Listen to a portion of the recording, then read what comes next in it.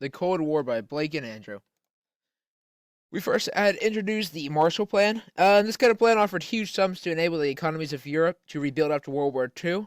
And by generating prosperity, reject the appeal of communism. This was kind of like the second Red Scare, like the second wave per se, where all the Americans were really fearing the idea of communism and that philosophy, and we were really starting to move forward to the place of stopping that spread of communism. The Truman Doctrine promised that the U.S. would support free peoples who are resisting subjective by armed minorities or by outside pressures. This was basically saying that anybody that was trying to resist the ideology of communism, that the U.S. would kind of step in and help them by offering money, support, supplies, that kind of thing. How America's commitment to Europe is demonstrated. Basically, we were just kind of offering money to any country that did not support communism. We also sent supplies and troops over to these countries. We were trying extremely hard to support any country that was trying to resist the spread of this communism ideology.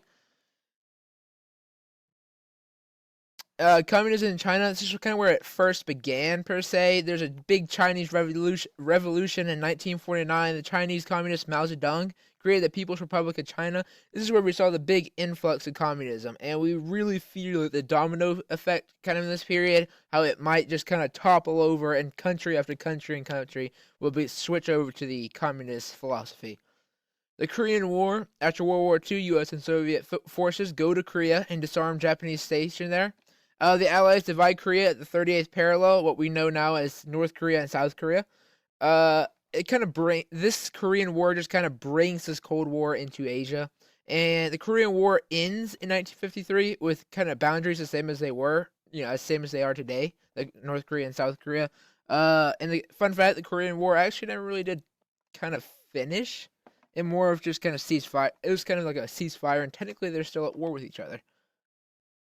Senator Joseph McCarthy, he was kind of a crazy person. He said 205 men in the State Department were communists. He investigated people he thought were communists and put them on trial. And people thought he was extremely crazy, and he lost all credibility after a while. And we finally get to the domino theory, which is basically saying that if one country becomes communist, and then it's just going to be like a domino effect, how after one country it's just going to be like a topple of dominoes, just every single country in Europe becomes communist and accepts that ideology in their own political system. And we as Americans were really fearing that at this point, and we were really fearing the domino theory, thinking it could possibly take place, and we were trying to do everything that we could to completely eradicate communism as a philosophy and a political ideology. That'll be the it, and thank you for watching.